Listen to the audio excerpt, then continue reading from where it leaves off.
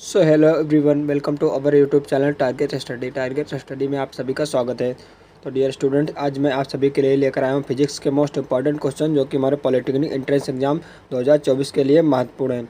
तो dear students, video को last तक देखिए और यदि आप हमारे चैनल पर पहली बार आएँ तो हमारे चैनल को सब्सक्राइब कर लीजिए।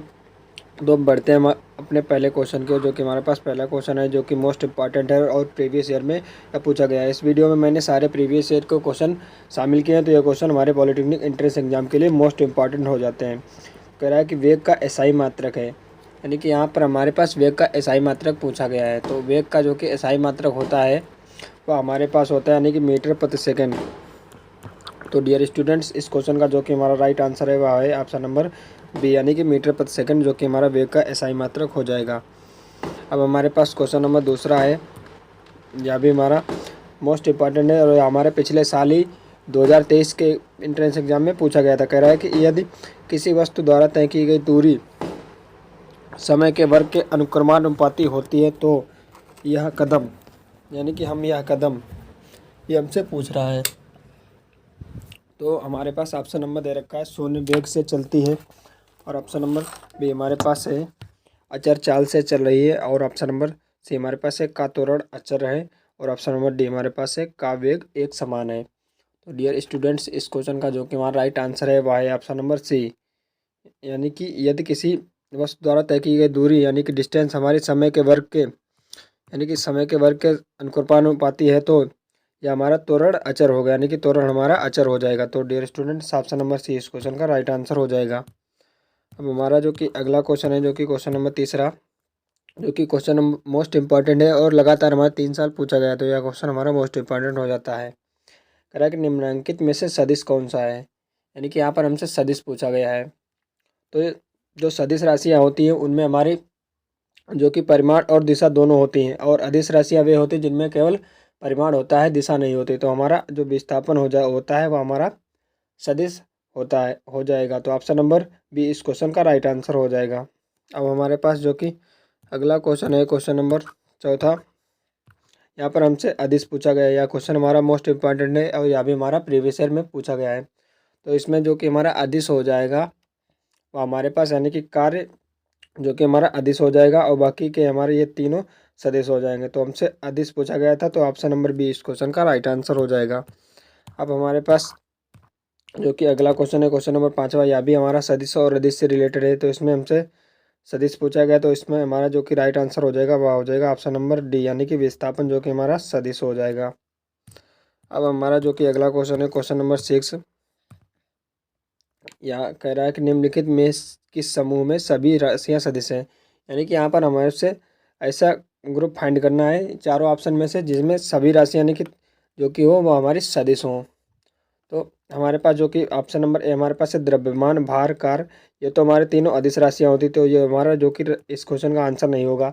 अब ऑप्शन दूसरा देखते हैं, आयतन और कामद ऊर्जा और दाब, यह भी हमारा अदिश राशियाँ इसमें देखेंगे। लेकिन जो ऑप्शन नंबर सी है, यानी कि वेग कामा त्वरण कामा बल, ये तीनों हमारी सदिश राशियाँ हो जाएंगी। तो डियर स्टूडेंट्स, इस क्वेश्चन का जो कि हमारा राइट आंसर हो जाएगा वह हो जाएगा ऑप्शन नंबर सी, यानी कि वेग त्वरण एवं बल हमारी सदिश राशियाँ हैं। यह क्वेश्चन मोस्ट इंपॉर्टेंट हो जाता है, तो इससे हमारी सारी सदिश और अदिश राशियाँ जो कि क्लियर हो चुकी हैं, लगभग मोस्ट इंपॉर्टेंट जो कि क्वेश्चन है। और अगला हमारे पास है क्वेश्चन नंबर 7, कह रहा है कि यदि दो राशियों का परस्पर ग्राफ सरल रेखा हो तो राशियाँ, यानी कि दो रेखाएं हैं जो हमारी परस्पर सीधी रेखा में उनका ग्राफ है तो वे राशियाँ होती हैं, हमसे पूछा गया। तो वे राशियाँ जो राशियाँ बराबर होंगी तब वही उनका जो ग्राफ है वह हमारा सीधा यानी कि लीनियरली जाएगा। तो डियर स्टूडेंट्स, इस क्वेश्चन का जो कि हमारा राइट आंसर है वह है ऑप्शन नंबर बी, यानी कि तो वे राशियाँ बराबर होती हैं। क्वेश्चन भी हमारा प्रीवियस ईयर में अब पूछा गया है।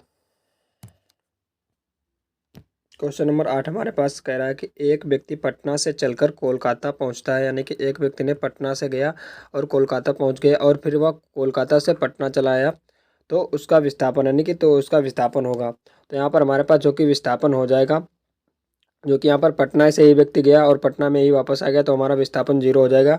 और तो हमसे विस्थापन पूछा गया था तो वो विस्थापन हमारा 0 हो जाएगा। अगर दूरी पूछे तो दूरी हमारी जितनी हमारी जाने में देरी हो दी गई होगी क्वेश्चन में, और हमारी आने में तो ये उसकी दोगुनी हो जाएगी। तो डियर स्टूडेंट, इस क्वेश्चन का राइट आंसर है ऑप्शन नंबर सी। तो ये क्वेश्चन भी हमारा मोस्ट इंपॉर्टेंट है और यह हमारा प्रीवियस ईयर में यहाँ पूछा गया है। तो सारे क्वेश्चन हमने मोस्ट इंपॉर्टेंट इस वीडियो में मैंने शामिल किए हैं, जो कि प्रीवियस ईयर में पिछले किसी न किसी चैप्टर में पूछे गए हैं। कह रहा है कि एक समान वृत्तीय गति में, यानी कि जो एक समान वृत्तीय गति होती है उसमें क्या होता है। तो हमारे पास जो एक समान वृत्तीय गति होती है तो उसमें हमारे चाल अचर और वेग चर होते हैं। तो डियर स्टूडेंट्स, इस क्वेश्चन का जो कि हमारा राइट आंसर हो जाएगा वह हो जाएगा ऑप्शन नंबर डी, यानी कि चाल अचर और वेग चर होते हैं।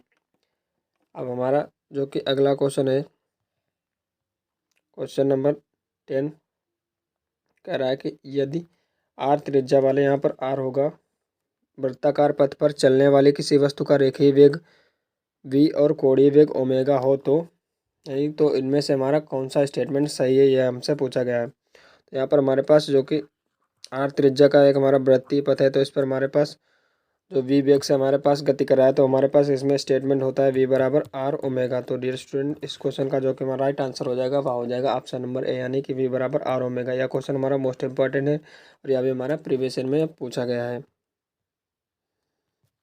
और जो कि अगला क्वेश्चन हमारे पास है, क्वेश्चन नंबर 11, यह भी हमारा प्रीवियस ईयर में पूछा गया। कह रहा है कि घड़ी के पेंडुलम की गति क्या है, यानी कि जो घड़ी में हमारी जो सुई गति करती है वह कौन सी गति करती है। तो जो कि हमारी वह सुई गति करती है वह हमारी दोलनी गति करती है।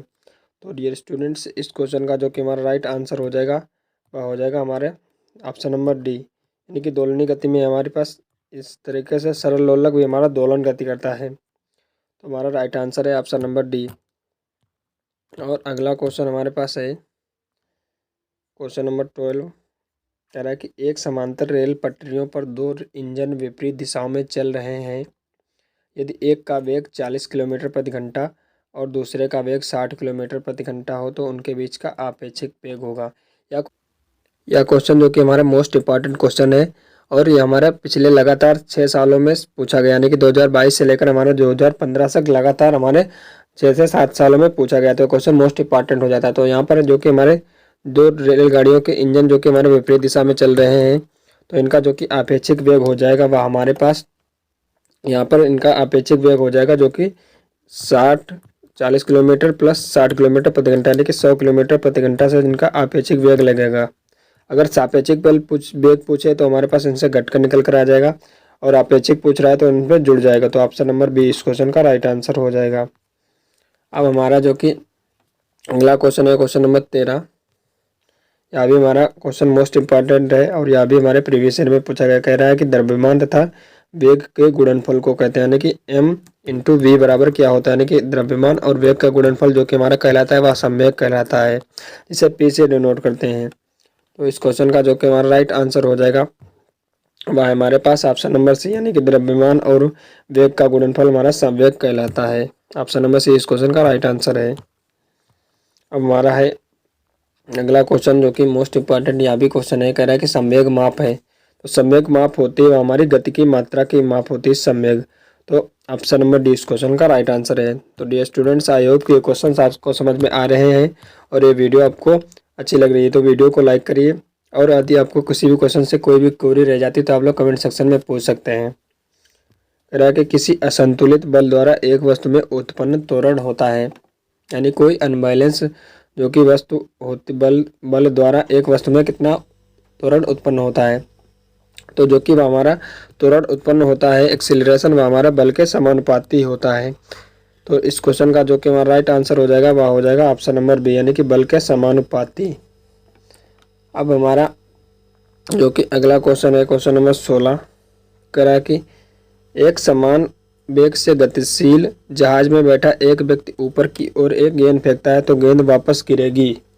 यानी कि यह हमारे पास एक जहाज है, इसमें एक व्यक्ति बैठा है, इसने एक गेंद को हवा में ऊपर फेंकी और यह कह रहा है कि जो कि हमारे पास जो एक गतिशील जहाज में, यानी कि जो जहाज है हमारा जो गति कर रहा है, लेकिन उसने गेंद हवा में फेंकी तो वह गेंद कहाँ गिरेगी ये हमसे पूछ रहा है। तो वह गेंद जो कि गिरेगी उसके हाथ में गिरेगी, क्योंकि यहाँ पर हमारे पास नाव भी चल रही है और वह भी चल रहा है। तो ऑप्शन नंबर जो कि ए है वह इस क्वेश्चन का राइट आंसर हो जाएगा। यह क्वेश्चन हमारा मोस्ट इंपॉर्टेंट हो जाता है। अब हमारे पास जो कि अगला क्वेश्चन है क्वेश्चन नंबर 17, कह रहा है कि द्रव्यमान बराबर होता है, यानी कि द्रव्यमान किसके बराबर होता है, तो द्रव्यमान बराबर यानी कि मास बराबर हमारे पास होता है F/A, यानी कि बल बटे त्वरण। तो F बराबर निकल कर आ जाता है हमारे पास फार्मूला F बराबर m/a। तो ये आप लोगों ने फार्मूला पढ़ा होगा अपने क्लास 12th या 11th में। तो इस क्वेश्चन का जो कि हमारा राइट आंसर हो जाएगा वह हो जाएगा हमारे पास ऑप्शन नंबर बी, यानी कि बल बटे त्वरण, जो कि हमारा द्रव्यमान कहलाता है। अब हमारा अगला क्वेश्चन है जो कि क्वेश्चन नंबर 18 कह रहा है कि किसी गतिशील वस्तु का वेग आधा करने से उसका संवेग होता है। तो हमारे पास जो कि फार्मूला होता है P बराबर यानी कि संवेग बराबर मास इंटू वेग। तो यहाँ पर हमारे पास जो कि कह रहा है कि इसमें हमने संवेग आधा कर दिया जाए, यानी कि संवेग को हमने आधा कर दिया तो P/2।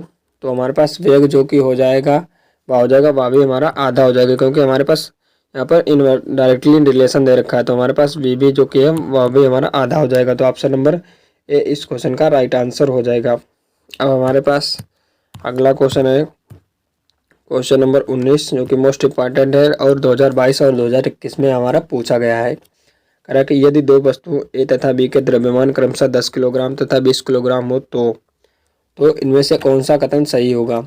तो जो कि हमारे पास ऑप्शन नंबर ए हमारे पास कह रहा है ए तथा बी का जड़त्व शून्य होगा। ऑप्शन नंबर बी हमारे पास है ए का जड़त्व बी के जड़त्व से अधिक होगा। ऑप्शन नंबर सी हमारे पास है बी का जड़त्व ए से अधिक होगा। और ऑप्शन नंबर डी हमारे पास है ए तथा बी का जड़त्व बराबर होगा। तो डियर स्टूडेंट, जिसका हमारे पास द्रव्यमान ज़्यादा होगा उसी का जड़त्व हमारे पास अधिक होगा। तो यहाँ पर जो कि हमारे पास बी का द्रव्यमान हमारे पास 20 किलोग्राम है, तो बी का जड़त्व हमारे पास अधिक होगा। तो हमारे पास ऑप्शन नंबर सी में दे रखा है जो कि बी का जड़त्व ए के जड़त्व से अधिक होगा। तो ऑप्शन नंबर सी इस क्वेश्चन का राइट आंसर हो जाएगा। अब हमारे पास जो कि अगला क्वेश्चन है क्वेश्चन नंबर 20। यहाँ भी क्वेश्चन हमारा मोस्ट इम्पॉर्टेंट है और प्रीवियस ईयर में भी आप पूछा गया है। कह रहा है कि वृत्तीय गति में केंद्र की तरफ लगने वाला बल कहलाता है, यानी कि वृत्त की गति में जो केंद्र की तरफ बल लगता है उसे क्या कहते हैं। तो उसे हम लोग कहते हैं, ठीक है, उसे अभिकेंद्रक बल कहते हैं। तो डियर स्टूडेंट्स, इस क्वेश्चन का जो कि हमारा राइट आंसर है वह है ऑप्शन नंबर ए, यानी कि अभिकेंद्रक बल। अब हमारे पास जो कि अगला क्वेश्चन है क्वेश्चन नंबर 21। यहाँ भी क्वेश्चन हमारा मोस्ट इंपॉर्टेंट है। कह रहा है कि संवेग निर्भर करता है, यानी कि जो संवेग है वह किस पर निर्भर करता है। जो कि हमारा संवेग निर्भर करता है P बराबर m/v, जो कि हमारा फार्मूला था। तो यह हमारा द्रव्यमान पर भी निर्भर करता है और वेग पर भी निर्भर करता है। तो ऑप्शन नंबर सी में दे रखा है द्रव्यमान तथा वेग दोनों पर। तो ऑप्शन नंबर सी इस क्वेश्चन का राइट आंसर हो जाएगा। अब हमारे पास अगला क्वेश्चन है क्वेश्चन नंबर 22। कह रहा है कि क्रिया और प्रतिक्रिया बराबर तथा विपरीत दिशा में होती है, जो कि न्यूटन के गति का, यानी कि ये न्यूटन के गति का चौथा नियम है। तो जो कि हमारा न्यूटन के गति का तृतीय नियम होता है उसे हम क्रिया प्रतिक्रिया का नियम कहते हैं। तो इस क्वेश्चन का जो कि राइट आंसर हो जाएगा वह हो जाएगा हमारे पास ऑप्शन नंबर है, यानी कि हमारा न्यूटन के गति का तृतीय नियम है। यानी कि जब हम किसी वस्तु पर आगे की ओर बल लगाते हैं तो उस पर वस्तु की ओर उतना ही बल हमारे पीछे की ओर लगता है। तो उसे हम न्यूटन का क्रिया प्रतिक्रिया का नियम कहते हैं। जैसे इसका एक एग्जाम्पल हो जाएगा बंदूक से चलने वाली गोली, यानी कि जब बंदूक से गोली चलती है तो बंदूक में गोली तो आगे की ओर चली जाती है, लेकिन थोड़ा झटका गोली चलाने वालों को भी महसूस होता है। यही न्यूटन का क्रिया प्रतिक्रिया का नियम होता है। अब हमारे पास जो कि अगला क्वेश्चन है क्वेश्चन नंबर 23। कह रहा है कि संवेग का मात्रक है, यानी कि संवेग का मात्रक क्या होता है। तो संवेग बराबर हमारे पास होता है m/v, यानी कि द्रव्यमान इंटू वेग। तो द्रव्यमान जो कि हमारे पास होता है यहाँ पर हमारे पास किलोग्राम मीटर, यानी कि किलोग्राम द्रव्यमान का हमारे पास फॉर्मूला होता है किलोग्राम। और जो कि हमारे पास वेग का होता है हमारे पास मीटर प्रति सेकंड। तो हमारे पास आ जाएगा किलोग्राम मीटर प्रति सेकंड, जो कि संवेग का जो कि मात्रक। तो इसी तरह से आप लोग मात्रक निकाल सकते हैं। तो ऑप्शन नंबर 20 क्वेश्चन का राइट आंसर हो जाएगा। अब बढ़ेंगे अपने अगले क्वेश्चन की, और अगला क्वेश्चन हमारे पास है क्वेश्चन नंबर 24, जो कि मोस्ट इंपॉर्टेंट है। कह रहा है कि बल एक राशि है। जो बल एक हमारी राशि होती है वह हमारी सदिश राशि होती है, क्योंकि बल पर हमारा दिशा और परिमाण दोनों होते हैं। तो ऑप्शन नंबर सी इस क्वेश्चन का राइट आंसर हो जाएगा। अब हमारा अगला क्वेश्चन है क्वेश्चन नंबर 25। कह रहा है कि संवेग एक राशि है। तो जो कि हमारी संवेग राशि होती है या भी हमारी सदिश राशि होती है, क्योंकि इसमें भी हमारी दिशा और परिमाण दोनों होते हैं। तो ऑप्शन नंबर ए इस क्वेश्चन का राइट आंसर हो जाएगा। अब हमारा अगला क्वेश्चन है क्वेश्चन नंबर 26। कह रहा है कि न्यूटन के गति के तृतीय नियमानुसार क्रिया तथा प्रतिक्रिया से संबद्ध बल। तो इस क्वेश्चन का जो कि हमारा राइट आंसर है वह हमारे पास है ऑप्शन नंबर, यानी कि सदैव भिन्न भिन्न वस्तुओं पर लगते हैं। तो ऑप्शन नंबर ए इस क्वेश्चन का राइट आंसर हो जाएगा। अब हमारा जो कि अगला क्वेश्चन है, क्वेश्चन नंबर 27 कह रहा है कि यदि गति करने के लिए स्वतंत्र 1 किलोग्राम द्रव्यमान का 1 न्यूटन का बल लगाया जाए तो वह गतिशील होगी। यानी कि 1 किलोग्राम द्रव्यमान की वस्तु पर हमारे पास 1 न्यूटन का बल लगाया जाता है तो वह कितने स्पीड से, यानी कि कितने त्वरण से गतिशील होगी। तो वह हमारी हो जाएगी, यानी कि यदि किसी वस्तु पर 1 किलोग्राम वाली वस्तु पर हमने 1 न्यूटन का बल लगाया तो हमारी 1 मीटर प्रति सेकंड स्क्वायर के त्वरण से गतिशील होगी। तो ऑप्शन नंबर डी इस क्वेश्चन का राइट आंसर हो जाएगा। अब हमारे पास जो कि अगला क्वेश्चन है, हमारे पास क्वेश्चन नंबर 28 कह रहा है कि न्यूटन मात्रक है। लेकिन न्यूटन मात्रक होता है या किसका होता है। तो पहला हमारा जो कि न्यूटन मोस्ट इम्पॉर्टेंट होता है, तो हमारा होता है बल का एक तो मात्रक होता है, और दूसरा जो कि हमारे पास होता है वह हमारा वेट यानी कि भार का भी मात्रक होता है। तो ऑप्शन नंबर ए इस क्वेश्चन का राइट आंसर हो जाएगा, यानी कि न्यूटन बल तथा भार दोनों का मात्रक होता है, या आप लोग याद रखिए। अब हमारा जो कि अगला क्वेश्चन है, क्वेश्चन नंबर 29 कह रहा है कि किन्हीं 2 या 2 से अधिक बलों के लगने के बावजूद यदि वस्तु की गति में परिवर्तन नहीं होता है तो उसे कहते हैं। यानी कि किन्हीं 2 या 2 वस्तु पर किन्हीं 2 या 2 से अधिक बल लग रहे हैं तो वस्तु की गति में भी परिवर्तन नहीं हो रहा तो उसे कहेंगे, तो उसे हम लोग संतुलित बल कहेंगे। तो ऑप्शन नंबर इस क्वेश्चन का राइट आंसर हो जाएगा, यानी कि इस पर 2 से अधिक भी बल लगे तब भी इसकी गति में परिवर्तन नहीं हो रहा है तो उसे हम संतुलित बल कहते हैं। अब हमारा जो कि अगला क्वेश्चन है, क्वेश्चन नंबर 30 कह रहा है कि वैसा बल जो किसी गतिशील वस्तु की गति में अवरोध करता है उसे कहते हैं। यानी कि कोई वस्तु गति कर रही है और उस पर एक बल लगाया गया जिससे उसकी गति में अवरोध उत्पन्न हो गया, यानी कि गति करना उसने बंद कर दिया, स्लो कर दिया, तो उसे हम कौन सा बल कहते हैं। तो उसे हम संतुलित बल कहते हैं। तो ऑप्शन नंबर ए इस क्वेश्चन का राइट आंसर हो जाएगा। अब हमारा जो कि अगला क्वेश्चन है, क्वेश्चन नंबर 31 जो कि मोस्ट इम्पॉर्टेंट क्वेश्चन है, करा कि 1 न्यूटन बराबर होता है, यानी कि 1 न्यूटन बराबर हमारे पास जो कि होता है, यानी कि 1 न्यूटन बराबर हमारे पास होता है 1 ग्राम इंटू मीटर अपान सेंटीमीटर क्यूब। तो डियर स्टूडेंट इस क्वेश्चन का जो कि राइट आंसर है वह है ऑप्शन नंबर सी, यानी कि 1 ग्राम मीटर प्रति सेकंड की पावर क्यूब।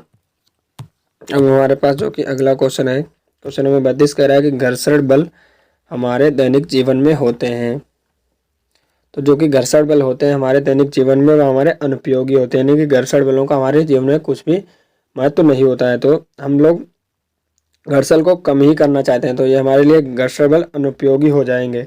तो ऑप्शन नंबर बी इस क्वेश्चन का राइट आंसर हो जाएगा। अब हमारे पास जो कि अगला क्वेश्चन है, क्वेश्चन नंबर 33 कह रहा है सड़क पर चलने के लिए टायरों में खांचदार सतह बनाकर घर्षण बल का किया जाता है। यानी कि जो टायरों में हमने खांचदार खांचे बनाते हैं, सतह बनाते हैं खांचे टायरों में, वह क्यों बनाते हैं, यानी कि घर्षण बल उससे अधिक हो जाए, यानी कि अपरिवर्तित रहे। तो इसके लिए हम सड़कों पर चलने के लिए टायरों में खांचदार सतह का निर्माण करते हैं, यानी कि टायर हमारे चलते रहें। तो ऑप्शन नंबर सी इस क्वेश्चन का राइट आंसर हो जाएगा, यानी कि अपरिवर्तित। अब हमारा जो कि अगला क्वेश्चन है,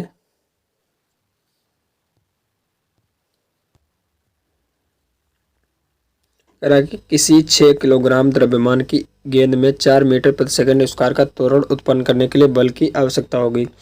यानी कि एक हमारे पास 6 किलोग्राम द्रव्यमान की हमारे पास गेंद है, यानी कि इसका हमारे पास मास दे कर रखा है जो कि 6 किलो केजी। इसका जो कि हमारे पास त्वरण यानी कि एक्सेलरेशन जो कि हमारे पास दे रखा है 4 मीटर प्रति सेकंड स्क्वायर, जो कि फोर्स पूछा गया है। तो फोर्स बराबर एफ बराबर हमारे पास होता है फार्मूला m इंटू ए, तो इसकी गुणा हो जाएगी, यानी कि 6 चौक 24 न्यूटन। तो 24 और जो कि फोर्स का मात्रक होता है हमारे पास न्यूटन, तो ऑप्शन नंबर जो कि सी हो जाएगा, यानी कि 24 न्यूटन उसका बल जरूरत होगी। तो ऑप्शन नंबर सी इस क्वेश्चन का राइट आंसर हो जाएगा। तो डियर स्टूडेंट्स आई होप कि ये क्वेश्चंस आपको समझ में आए होंगे और ये वीडियो आपको अच्छी लगी होगी। डियर स्टूडेंट इस वीडियो को लाइक करिए और अधिक से अधिक स्टूडेंट्स के साथ शेयर करिए, और आपने अभी तक हमारे चैनल को सब्सक्राइब नहीं किया तो सब्सक्राइब कर लीजिए। इस चैनल पर हमारी पॉलिटेक्निक एंट्रेंस एग्जाम की रेगुलर क्लासेस चलाई जा रही हैं, तो आप लोग एंट्रेंस एग्जाम की तैयारी करने के लिए हमारे चैनल को सब्सक्राइब कर लिए। तो